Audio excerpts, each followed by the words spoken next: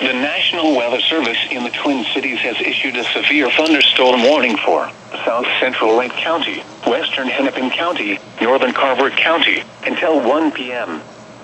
At 12:19 p.m., a severe thunderstorm was located near Mayer, or 17 miles south of Buffalo, moving northeast at 35 miles per hour. Include half-dollar size hail. This is a radar-indicated threat. The following impacts are expected. Damage to vehicles is expected. Locations impacted include Plymouth, Eden Prairie, Minnetonka, Chanhassen, Waconia, Mound, Orono, Victoria, Minnetrista, Delano, Corcoran, and Medina. This includes U.S. Highway 12 between mile markers 136 and 140. For your protection, move to an interior room on the lowest floor of a building.